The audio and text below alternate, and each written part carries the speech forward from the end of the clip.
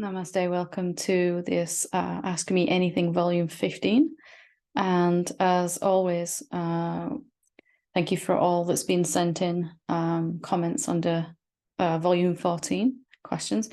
I'll get to those in a moment, but if you do have anything you want to ask me or share with me, feel free to leave it as a comment under this video. And then at the end of every month, or the beginning, if it falls on next month, if it falls on a weekend like this, I'll take some time to answer these, and it's turned into something quite beautiful, really. So quite a tender exchange backwards and forwards, and watching some of you, your questions as we go month by month, those that are asking regular questions, watching your deepening, it's quite beautiful. So thank you for that. So let's get started. Waking Up 153 says, thank you so much, Helen, for helping us wake up. Love you. I love you too. Thank you also. Christina, thank you so much for doing the time codes. I'll get to your question in order. Really appreciate the time that you're taking to do those. It's such a help, especially with this type of video. I know I've said it before, but I want to say it again. Okay. Jacqueline says, thank you so much, Helen, for your very insightful notes. Every day I manage to go deeper and deeper into my satsang. Love you. Thank you. I love you too, and so glad it's helpful. Everything that I'm speaking about is from my own experience of waking up. So anything that I'm saying is something I've been through as well. So hopefully that gives you a sense that it's not something unique to you that you're struggling with. We all struggle with the same things. How they show up in our lives are different. How it actually manifests for each one of us is different, isn't it? But we all share a common thread of this illusion and feeling like a separate being. Each day we see that clear and come out of it more, feel the effects of it less and less. And our sharing here like this really helps. So thank you for that. Helen says, such a helpful, tender exchange. The earnestness and devotion of the inquirers melts this one's heart. I know, right? It's some of the things that people ask me on satsangs and during the courses that we do, and here on this type of video as well. Some of the comments under other YouTube videos, I try to read them all. I don't always get to all of them, but I try. They're just so beautiful and encouraging, and such a wonderful Sangha community building. It's just amazing. So Marianne says, another awesome question and answer session. I love your comment about loving and accepting myself is the greatest gift I can give to myself and others. So this is in response to something I was saying on volume 14, that the best thing we can do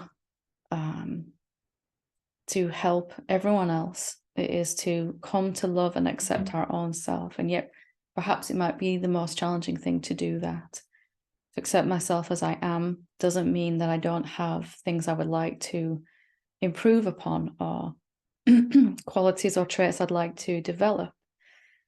But it does mean that I'm not going to use how I am right now as an excuse to blame myself or feel not good enough.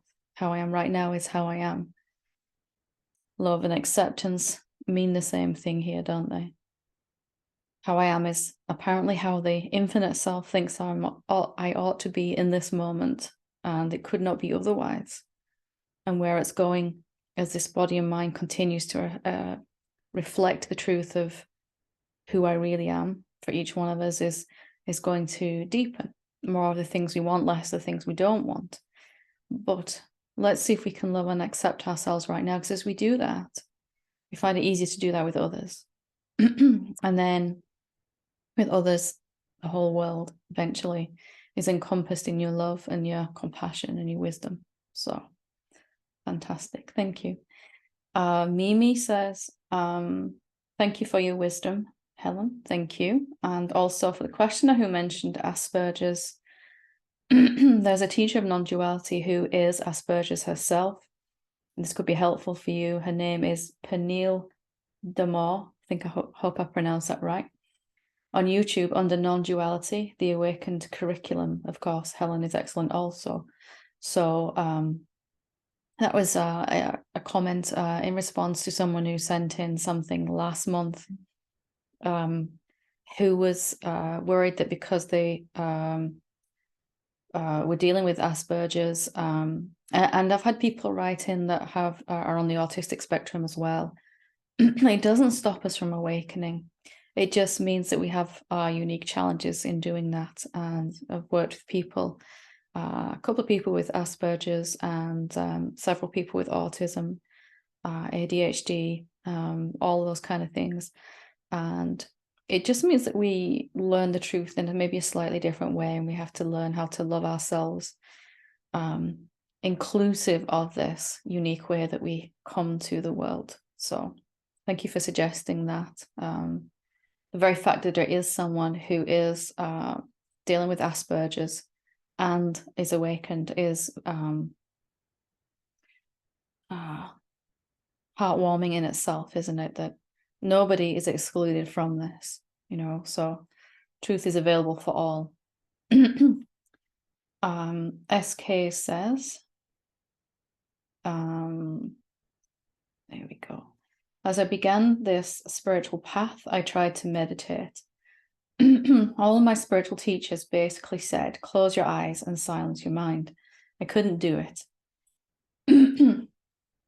If anything happened, my mind just talked more. I became frustrated and just quit meditating completely. So when I came across your meditations, I loved them. Well, most of them. My ego resisted a couple, but that was okay. That's very normal, very normal. If you didn't resist them somewhere, I would be surprised. I love the way they say you can keep your eyes open while meditating and allow the thoughts to be there. I love this way of meditating. However, I still struggle meditating with my eyes closed. Could you please do a short guided meditation where you keep your eyes closed the whole time? I am also open to any suggestion that you may have. I appreciate you so much. Thank you, Helen. Love you. So, I love you too. And thank you for that. I also struggled with this, quieten the mind. Silent mind is necessary for awakening. And I was like, how do I actually do that?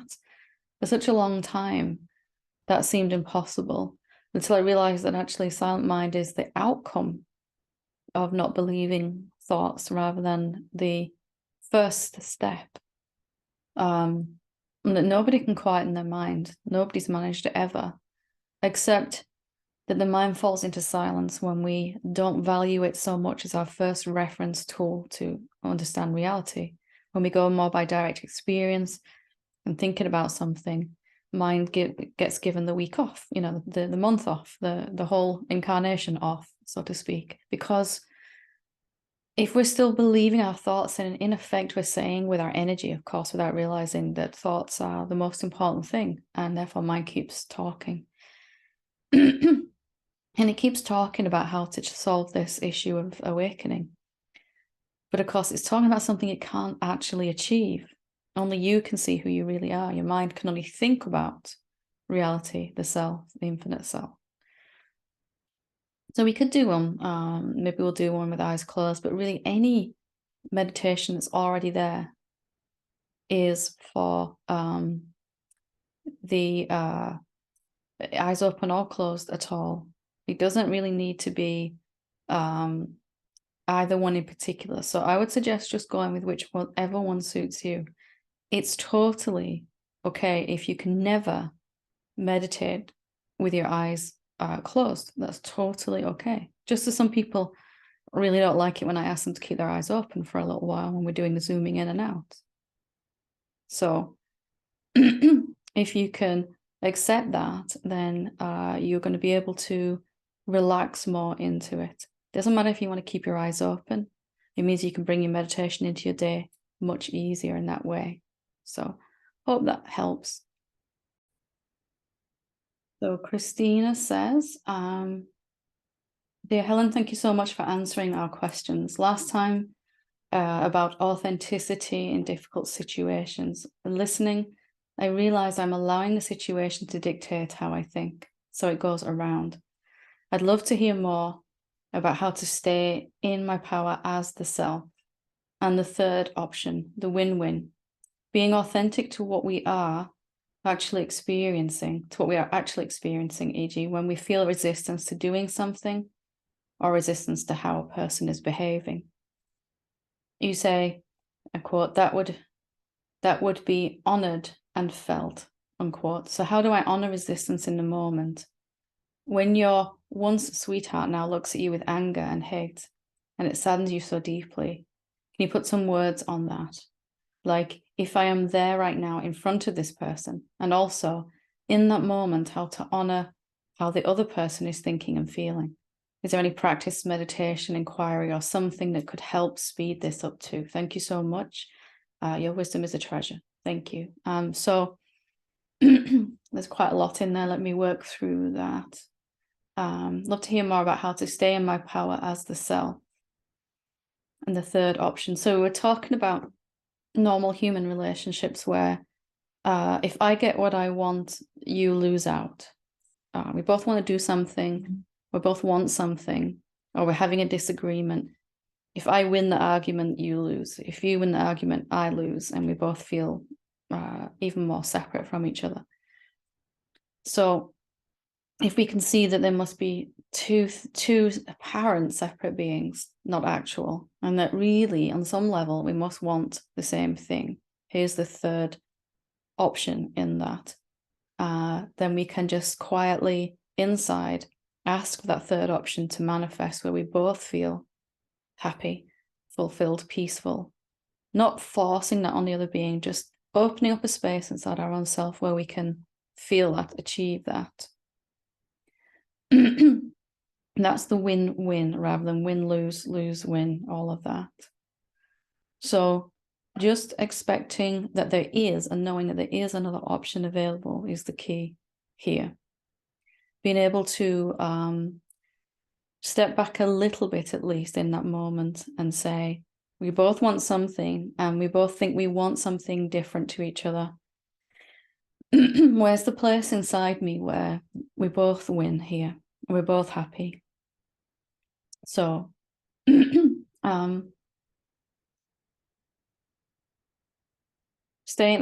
really how we stay in the self, capital S, because from that place, there's no division between me and you, between you and your sweetheart, as you're saying here. How do you honor resistance in the moment? So you're looking at your beloved and you've had a massive argument or something, and they're feeling anger or whatever they're feeling towards you. You feel very separate from them, and there's all kinds of resistance coming up in this moment inside your own body and negative emotions. What do you do right then? Well, the first thing is just noticing that there's resistance. That's how you honor resistance. You notice it. There's always going to be resistance to a situation that you don't like or want. And the two things go together. I'm experiencing something I don't want, and resistance. They go together because they're really the same thing. So noticing the resistance, not trying to push it away, understanding that it's a normal human reaction and response to experiencing something that you don't like. It saddens you, you said, it saddens you deeply. So from the non-dual perspective, this other being, your sweetheart, is you. And what they're projecting onto you is really what you're not seeing within your own self. So if someone is angry at you, could you be angry at yourself on some level? And of course, not the infinite self that we really are, the formless reality, but the egoic separate sense of self. Could we be angry with ourselves? And I had to look at this. My relationships, all relationships are a direct mirror for what we don't want to see. If someone doesn't feel that they can trust you, that someone is you. So you don't feel on some level deep down that you can trust you. So as we're willing to look deeper down inside ourselves, question, could this actually be inside me somewhere? Because this being is me. showing me something, reflecting me back to me something that I can't actually acknowledge or haven't noticed is there yet. And that's the immediate benefit of a relationship, and also the challenge. If we say that this person feels this way and there's nothing I can do about it, then we lose our power in that moment to actually make a difference. You might not be able to remember any of this in that moment when there's strong emotions coming up. But later you can go back now and look at the situation. What were that person thinking and feeling? And could it be that I don't actually like myself or trust myself or accept myself? And as shocking as it was for me, every time something came up, every time in a relationship, it was actually inside my own self, and I hadn't wanted to see it. Because I so valued, as you do as well, love and compassion and wisdom, truth, that I did not want to see on some level anger, hatred, self-loathing, guilt, shame, all of that. Did not want to see them. So I had to have it mirrored back to me in my relationships. Didn't like that at all, but eventually decided I could use it as a the other person standing in front of you is a mirror image of you. It's not outside of you. Therefore, they're telling you something valuable that you can, as you look at it within yourself, okay, why am I angry with myself? And if we look at the belief underneath the anger, we're going to give us an I statement, and some kind of belief there that we can then use the contemplation technique on. Is that actually true? As I release it here, the other person is going to shift as well. So it's actually a way to improve our relationship, help ourselves and the other being. Here's the win-win right there. So in doing that as well, you're also honoring how the other person is thinking and feeling, as you've said, because they really feel separate to you, unless they're on the pathway too. So they feel justified in how they think. They don't know that what they're projecting onto you is how they feel about themselves also, and haven't been able to acknowledge. So you're doing this, you're honoring what they're thinking and feeling, but you're also transcending it, helping them come to transcend it too, at least in their relationship with you, if not everywhere in their life, depending on how into the truth they are and how much they want to see. At least, the very least, your relationship will transcend it with this person. You'll transcend it everywhere you see it, and see that it begins to spread throughout your whole existence too. So it's kind of exciting. This is causality.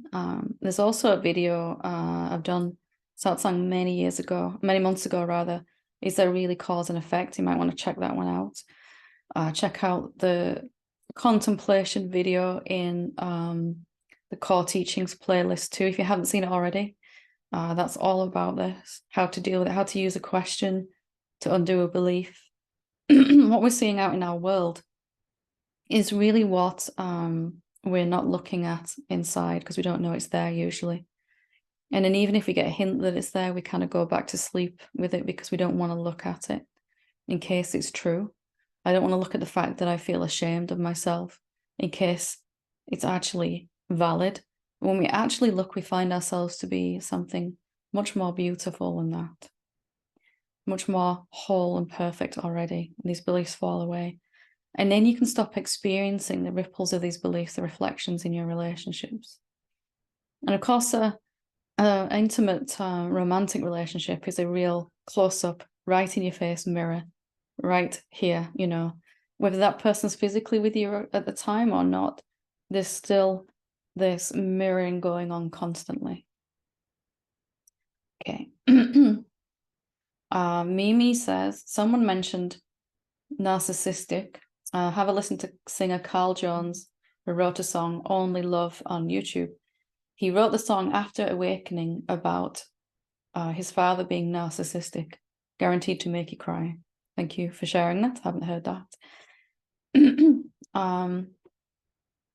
Shapako, sorry if I've read that wrong. My dyslexia, and YouTube writes the names of the people like tiny, like really tiny. Anyway, Question, thank you for sharing your knowledge, Helen. I've started doing self-inquiry sessions using the question, where am I? As recommended by Gary Weber. I'm doing 2 one-hour sessions daily. Weber claims that this practice has eliminated all of his self-referential thoughts, which is hard for me to believe. Although I've only been practicing for a few days, I've already noticed the power of this self-inquiry technique. Can you confirm that practicing where am I as a question can lead to a lack of thoughts throughout the day? Well, this question, first of all, for me, what am I? Who am I never really worked for me, only because of my preconceived ideas about who I was. What am I? Very powerful. Where am I? I didn't know anyone else had been doing that question, but I'm not surprised because it's atomically powerful. Where am I? Just swept throughout my entire existence with this wildfire that burnt through everything. And I do mean everything that I needed to look at. It absolutely changed everything. Every problem I ever had or thought I had was based on the idea that I'm just here in this body. This is my location. When I asked myself deeply, and we've done many satsangs on this, you might want to look in a self-inquiry playlist on the channel here. Where am I? I could not find where I was. And that was really shocking. And I knew where my body was and my thoughts, but not my actual self. Best I could figure, I was everywhere. And so every single problem, even how to wake up to the truth, relies on this idea that I'm only here. And it all just began to fall off. Now, you asking if this one question has the power to rid you of all thoughts. Yes. Yes, yes, yes. As long as you're willing to look at what comes up in response to that. So you ask this powerful question, where am I? And then immediately your boss says something to you. The next hour you go to work, your boss says something to you and you feel hurt by it or something, as an example. Right there, you're being shown in that moment that you believe that you know where you are again, that your location is that body only and not your boss. So this question will bring everything up to look at. And it always comes back to this. Have I gone back to assuming that I know where I am? Because that's the core of all suffering. I know where I am means I know which is my mind, my body, my karmic patterns, my emotions, my relationships, my awakening, all of it. But if you don't know where you are, you have to truthfully admit that you don't know which one is your body, which one is your mind, which one is your karmic patterns, how many of them you've transcended, how many are left. You don't know which is your job. Of course, all this still functions on the physical level. It's not like you suddenly lose your body and can't find it again. But you have to admit the truth that you don't know where you are eventually. All you can point to on a map of the universe is where your body is. Where you are. This question was, absolutely powerful. And it moved very quickly within 30 days to be something that was just, I just took this question everywhere with me. Get out of jail free card, as we do in Monopoly, to get out of suffering very, very quickly. Anytime I was suffering, I realized it's because I thought I knew where I was again. And it's absolutely, for some people, this question will be so urgently important. For some others, I don't even like it, don't want it. There might be resistance to it. If this is your question, great, have at it. But just check, am I willing to look at, from the understanding that I don't know where I am I willing to look at what comes up for me next? Because it'll all be where I've gone back to feeling that I know where I am. I'm in one place only in the universe. This one body and mind is me. I know where I am. So absolutely, have at it. You've seen already how powerful it is. We're doing at the moment a lot of the Sangha, a 30-day challenge, zooming in and zooming out. The last couple of satsangs we've been doing this. And that combined with this question, absolutely. And within 30 days, your whole awakening turns on its head. So One Love Henry once says, I find the body senses and sensations are always reporting no matter the state of consciousness. I know you've said the awareness is the space that phenomena arise in, but I sense the senses as a totality of experience. Would you consider the senses taken together as the awareness? Or is this sensational awareness just the pervading aliveness and tangible energetic field all around? Is that aliveness what I really should be looking at to find or to focus in on? Am I aliveness? Is this what I need to recognize, as in recognize? The questions are always so insightful and wonderful. Thank you. So you could say awareness is awareness, but when it perceives through human body, it splits itself into 5 different ways. It's aware of what's being felt, touched, smelled, what's been heard, and seen through the eyes. All of that, it's aware through the 5 senses. So it seems to split into 5. But what's seeing the seeing, what's hearing the hearing, what's feeling the touching, the tactile sensations, it's the same infinite awareness. It seems to be a separate, personal, localized awareness when we first start our inquiry. I think that we're talking about the same thing here. If you can see, there's some kind of, like you said, aliveness that we could also call awakeness, awareness, consciousness, presence, pure sentience itself, that is watching through the senses, and it seems to divide this pure awareness into 5, but it's not really dividing. It's just, it is seeing, hearing already. It is sentience itself. It doesn't need physical eyes to see, but it creates them to enjoy the world of phenomena, you could say, and to enjoy the sense of opposites for as long as it enjoys it, and then to transcend them. So anything that is temporary and that has to disappear, such as the senses, can't really be fully included in our definition of reality. Nothing wrong with them, of course. Or we have to see that senses are awareness too. Physical body is made of that aliveness. So am I aliveness? Yes. Life, aliveness, awareness, awakeness. Something is awake right now in this moment, isn't it?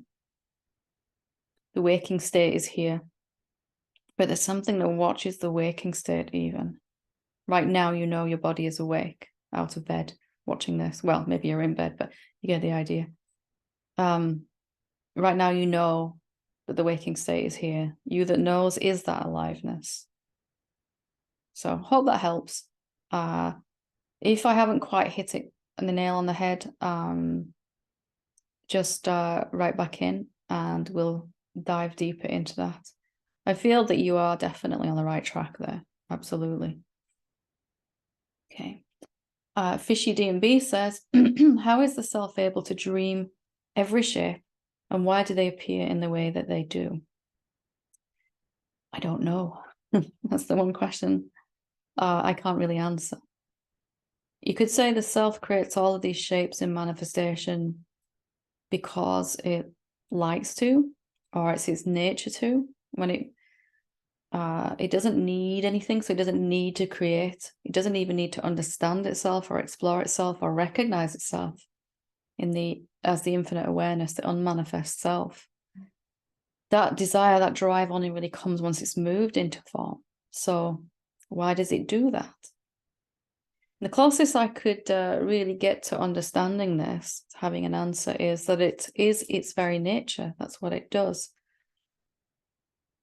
There's the analogy that helped me was I was watching the kettle boil one day, and I hadn't put the lid on it properly, and it was just steam as it was boiling. Just steam was coming off the hot water, and as the water boils, steam just arises from it, and the steam looks completely different to the water. One's a liquid and one's a vapor, gaseous, and they seem to be very, very different, but they're actually the same thing, manifest and unmanifest in the analogy here. And the boiling water isn't making steam on purpose or for any reason at all. It's just the nature of water that when you boil it, it begins to steam, to vaporize. Just as when you freeze water, when you get it cold enough, it's its nature to turn solid. So you could say there's some disturbance, some energizing happening on a subtle level to create subtle manifestations, vibration from nothing, from stillness, vibration. Then that vibration slows down into thoughts and even more into emotions, and then even slower into physical reality. Why it does that?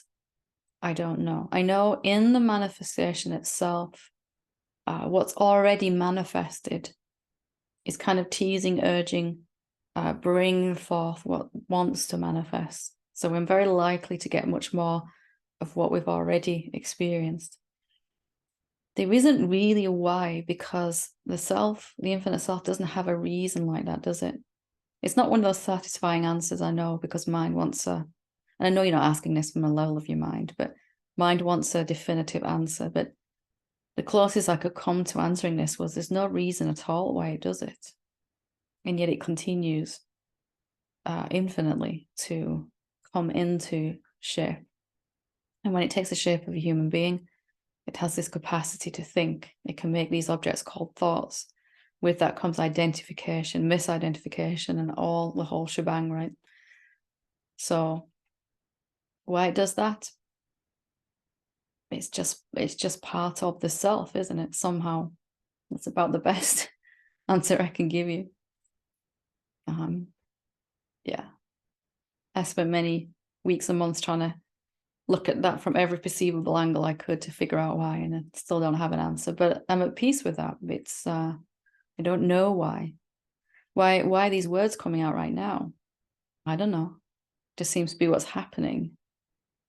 Mind will say, well, because you've got a question sent in and you need to answer those, but really that's not true, because you are me. Why did you send the question in? I don't know. Why am I answering it? I don't know. Words are manifestations. But hopefully that goes some way to it. What if there's no reason for anything in that way that we think? What's a whole different but some of the ancient scriptures have defined this whole manifestation creation thing as the play of consciousness, the play of the self. Maybe that's the best word we can find for it. Doesn't feel like play when we feel like we're a separate being, but later you'll see it's quite joyful in that way. From ideology to unity, says, what if I have control impersonally as a soul that is a fractal of source and is source? Is the freedom and free will of source delegated down into souls which may experience the truth of unity or the illusion of separation? Also, does the soul have control as the playwright, the director of the movie, and the personality as the viewer and the actor in? Is the idea that we have no free will and no control based on the false idea that we have a separate personality to begin with? Is this accurate, or is it the illusory ego's attempt to salvage some sense of illusory control when it feels backed into a corner with no room to maneuver? It just feels so unfair, the ego just said. So if I'm always source to begin with, there's nothing to lose, right? Nothing to be scared of, right? Yeah, if I'm understanding you correctly, and I know it's not your ego asking this is coming from the self. I can feel the power of it, just wanting to actually clarify and understand. So perhaps this is for you to trust your own intuitive guidance. I'm not saying that you're not doing, because you probably wouldn't have sent this in otherwise, but yeah, as there's no control or free will, ego hates that, because the separate self does not exist. The separate self that we think is controlling and has free will does not exist. So we don't have that control and free will on that level. But as the infinite self, as you're pointing to here, or source as you've called it, you're infinitely creating all possibilities. You're running the entire cosmos, in fact. And that individual but not separate soul, a wave on the ocean surface but not separate to the ocean, has a sense of free will and control. It can choose, as you said here so well, to experience the truth of unity or the illusion of separation. Of course, for a long time, it doesn't know it's choosing. It thinks it's having the only experience it can, which is separation. And then even when we're starting to come out and see the truth of unity, it might not feel like a choice to keep seeing it. You might feel that we're dragged back into the illusion for quite some time, but it is nonetheless a choice. And as we start to move beyond the idea of limitation and lack, to really understand what unity means, what that means for us, that we're omnipotent, omniscient, omnipresent, then you can't get much more free will and choice and power than that, can you? So no free will as a separate self. Very, very true, as you've said. It feels unfair to the ego because it thinks that the self is going to take away something it already had. And as you so clearly pointed out, there's nothing to lose, nothing changes, nothing to be scared of. I was terrified of this. Like, how am I going to look after my children after I wake up? How am I going to, if I have no free will, I'm just going to be this automaton robot. But actually the self appearing as the individual, and then the mind and body, the individual energy, the subtle body, whatever you want to call it. And then the crest of that wave is the physical body that comes and goes. It keeps incarnating into a body, and, until it realizes the truth. There's nothing to lose from that because it's never been that separate self. And it was so healing to me when I finally got this. Can't lose what was never there. The control that we thought we had, we thought we were driving life. I'm going to do this now. And quite often life, I'm going to turn right at this junction. Life says, no, I'm going this way. You're going this way. And we've had these experiences many times.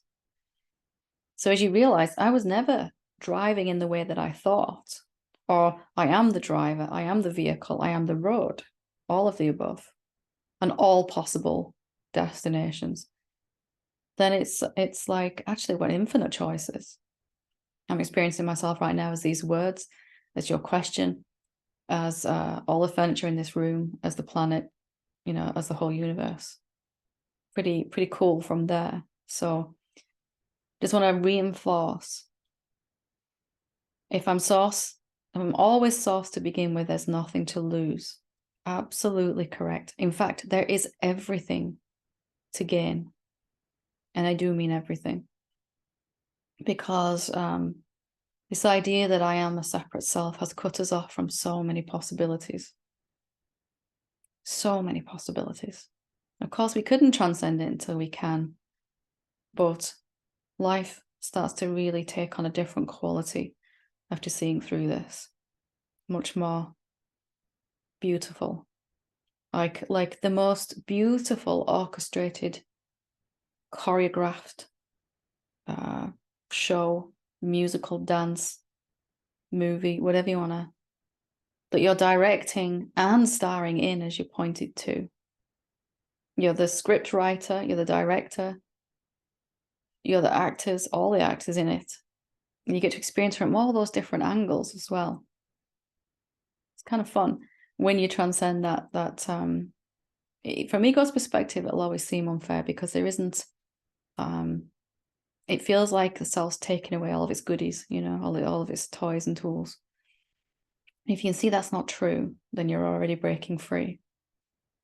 Okay, last but not least is from Amy. Question for the part about eating animals or not, from the video of volume 13.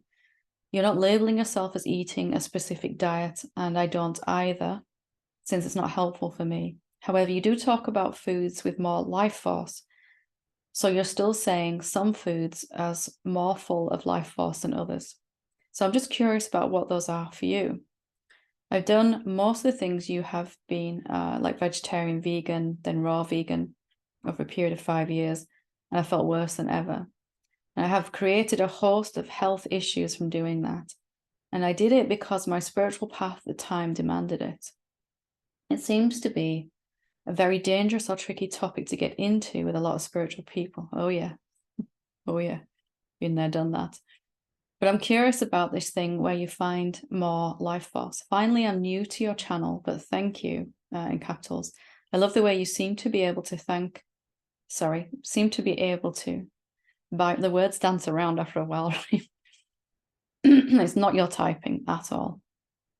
I love the way you seem to be able to bypass my mind's defenses and allow me to just receive fully what you are so effortlessly bringing forth. I'm so happy I found you, since I've been longing for a female teacher for a while. I've gotten a lot from Adyashanti's teachings, but I look forward to indulging on all of your awesome content and hope to join you in one of your events one day. Again, thank you. Love from Denmark. Thank you for your kind words. I really appreciate that. Adyashanti, Muji were two of the most influential teachers. I only ever got to meet Adya right at the end of my seeking, but that was enough. I had believed that I had to be in a physical room with a teacher to wake up. So that was my experience. Didn't wake up until I actually, or at least didn't wake up fully until I actually could sit there with him. So what foods have more life force in them? Well, the challenge that you're there's two aspects of this I want to go into. It felt worse than ever. I think that there's a shift in our awakening when we have to go with honoring what the body is asking of us, honoring that authentically. So for me, there was a point where I just couldn't think about what I wanted to eat. I mean, I could try to, but the very act of doing that just kind of got in the way of this intuitive guidance. And for a little while, and I still do it every now and again, I'll just wander around the supermarket and see which aisle or shelf or whatever I end up standing in front of. And as I began to do that, I got this sense, real tangible sense inside my body of what my body actually wanted to eat that day. And at first, because of the beliefs were still being believed, it would choose foods that were often quite unhealthy for it, a lot of sugar or fat content.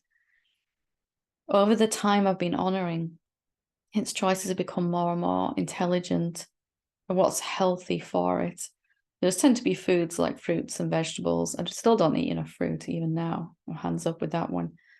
But I do try to honor every time what my body wants. And you can get in touch with this by asking your body. You can pick something up, and it's been done with muscle testing, kinesiology. Is this good for me? And you hold it in your hand, or even think about it. Just thinking about it, you'll get a yes or a no. And if you test these out in your body, learn what your body's yes response is and what your body's no response is. For me, a yes response started as a very subtle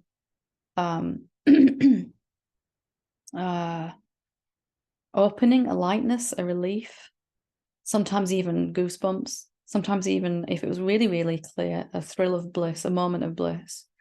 A no response, a pain somewhere in my body, tightness, a tension, distracted, can't even focus on what I'm supposed to be doing. So very subtle answers that became clear as I practiced this. Most of all, what I want to say is to what you don't like, really, what's causing or manifesting as health issues, is the idea that you can choose these, because it reinforces the sense of a doer, that I can choose what's right for my body. If you get out of the way of that process, you'll find that your body wants to choose naturally more foods that are full of life force, such as, well, the less it's being cooked, the better. That's always a good the closer it's come from nature, the less has been done to it, the more life force there is in that. There's a time when I was just obsessed with spinach. I used to just buy big bags of spinach from the supermarket, and I'd just munch away on that. I'd go through a big bag of spinach in a day. Time when I was obsessed with green foods, orange foods, you name it, every which way. And of course, if you're on a budget or you're working a job, you can't always just wander around a supermarket and pick what you want. But if you see that the limitation in your finances or your time to let your body choose this way are a reflection of the idea that you can choose or should know. Everything that I ever aspired to kind of become in the yogis that I was reading about, eating certain foods, not eating others, all of that has kind of organically happened anyway, as I've just honored the path itself and not said, this is what I am and this is what I don't eat, So I did all the, like you said in the previous video, vegetarian, vegan, raw food, all of it. And my body still felt terrible because I was trying to choose. That was more harmful to the body than anything I was ingesting food-wise. I was giving my body a steady diet of experiencing shoulds and shouldn'ts, self-blame, self-judgment. That's more toxic than anything that we could eat that we call food. So what do you want right now? And can you do more choosing from there? As well, also, I mean, some spiritual paths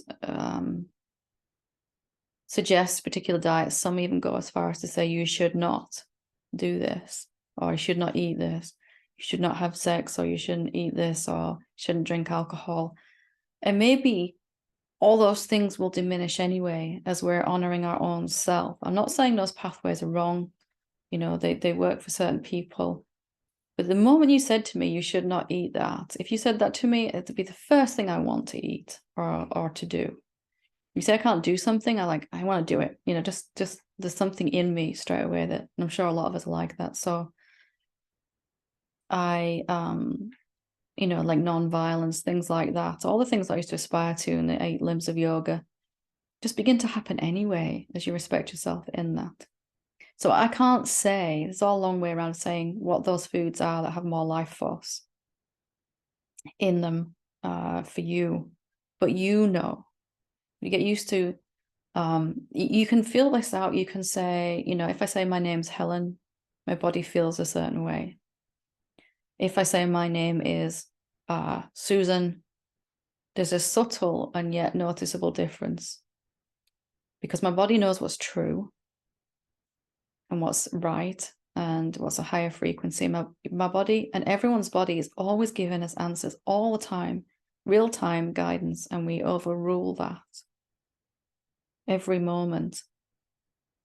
And yes, you can't always do this. Like last night I was with my family and I had to eat what was there on the plate because we were all eating together. It might be different than what I choose to make for myself here. But the majority of the time you can honor what your body wants as best that you can on the budget that you're on, and then it'll get easier and easier to do that. It is a tricky topic because, a lot of people feel a certain way, but I'm glad you've raised it because the more that we bring this open, this and sex, talking about sex and sexuality are often huge taboos in spiritual communities. And I really don't know why, to be honest. So, I know why it's developed that way, but we don't have to prolong that, do we? And I'm glad you've raised this so that we can discuss it deeper. So I know it's not a definitive answer for you, but hopefully it gives you some guidance as to how to listen to your body's answers, because they're there right now. And you can even pick up something that you really, really want to eat. I did it once with a bag of spinach, when I was really in my spinach phase. I used to drive around with a bag of spinach in the little pocket in the before I'd be eating crisps or crisp chips in the US. And I've got this bag of spinach in the car and everyone's looking at me like I'm lost the plot, which I probably had at that point. But I picked up this bag of spinach and I remember thinking, I want to eat this. And my body said a certain feeling. And then I should eat this. It was a whole different feeling. It was quite shocking in a way, just how much my body did not like the should. And notice when you're actually eating something as well, really pay attention to the responses from your body. Sometimes your body will sing, like in not a literal singing, verbal singing, but a really nice feeling, as it loves to do that. It's just learning to listen to that more than trying to decide what you should eat. That's an old habit that we all have, isn't it? What should I do? What should I eat? What should I think? Which, all of that is going to lead me to awakening. But awakening is right now, here in this moment. What feels best? What feels right in this moment? Am I paying attention to that? Or am I overriding that with shoulds and shouldn'ts? So you have that same wisdom here in your own body, and it will tell you what it wants. If you can do some test questions, some obviously yes or no questions, like I said about your name, and get used to your body's particular yes and no response, and you'd be quite surprised. So thank you. Glad you found the channel. I'm glad you're part of the Sangha too.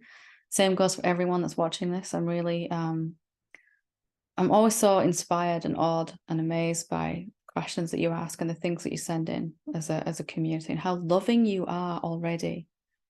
Really, that only has to turn upon your own self, and you have to bring that same love to yourself. And I really hope that you will do that for me. That would be wonderful. So, as always, thank you for sending everything in. If you have a question or comment, just leave it under this video on YouTube. And then I'll, at the beginning of May, I'll get some time to answer these. Thank you, and have a wonderful rest of your day.